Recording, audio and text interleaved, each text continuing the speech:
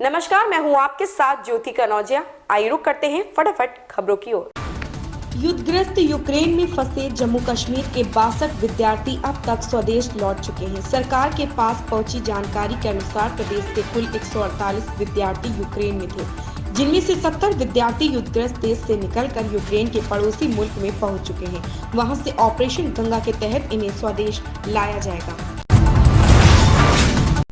रूस यूक्रेन जंग के कारण संकट का सामना कर रहे मेडिकल छात्रों के लिए राहत भरी खबर सामने आई है। नेशनल मेडिकल कमीशन ने एक सर्कुलर जारी करते हुए इस बात की जानकारी दी है कि यूक्रेन से वापस आने वाले छात्र भारत में ही अपनी 1 साल की इंटर्नशिप को पूरा कर सकते हैं। इसके लिए कोरोना महामारी या युद्ध के समय चीजें काबू में न रहने का हवाला दिया गया है।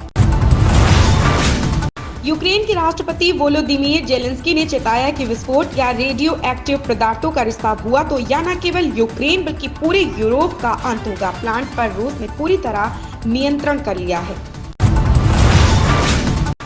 जम्मू कश्मीर में ड्रोन के जरिए घुसपैठ की एक और साजिश शनिवार तड़के बीएसएफ जवानों ने नाकाम कर दी है। जानकारी के अनुसार जम्मू के अरनिया सेक्टर में शनिवार सुबह करीब 4:10 पर पाकिस्तानी ड्रोन पिंडी पोस्ट के आसपास दिखाई दिया।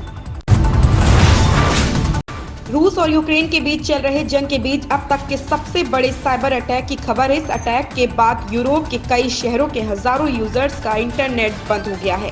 पिछले महीने 24 फरवरी को वाइसेट पर हुए एक बड़े साइबर अटैक के बाद फ्रांस में इसकी सहायक कंपनी नॉटनेट की सैटेलाइट इंटरनेट सेवा के करीब 9000 यूजर्स का इंटरनेट कनेक्शन बंद हो गया है। आपको याद दिला दें कि 24 फरवरी को ही रूस ने यूक्रेन के साथ युद्ध की शुरुआत की थी। देश की आर्थिक राजधानी मुंबई में कोरोना की तीसरी लहर खत्म होने के बाद ब्रह्म मुंबई महानगर पालिका बीएमसी ने मुंबई में चौथी लहर से निपटने की तैयारी शुरू कर दी है। बीएमसी प्रशासन ने संभावित लहर से निपटने के लिए टास्क फोर्स से मार्गदर्शन करने का अनुरोध किया है।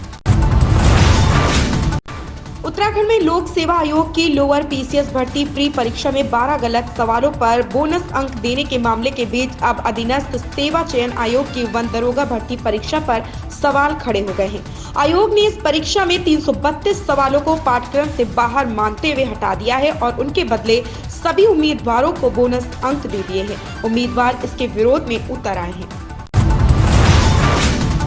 चर्चित और बहुप्रतीक्षित वेब सीरीज अपहरण 2 का ट्रेलर रिलीज कर दिया गया है। 4 मार्च को जारी हुए वेब सीरीज के ट्रेलर के साथ ही इसके प्रीमियर की तारीख घोषित कर दी गई है।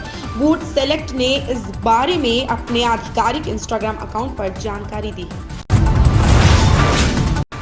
भारतीय रिजर्व बैंक आरबीआई की ओर से साझा की गई जानकारी के मुताबिक 25 फरवरी को समाप्त सप्ताह में देश का विदेशी मुद्रा भंडार $1.425 बिलियन घटकर $631.527 बिलियन रह गया है। इससे पिछले सप्ताह में इसमें तेजी आई थी।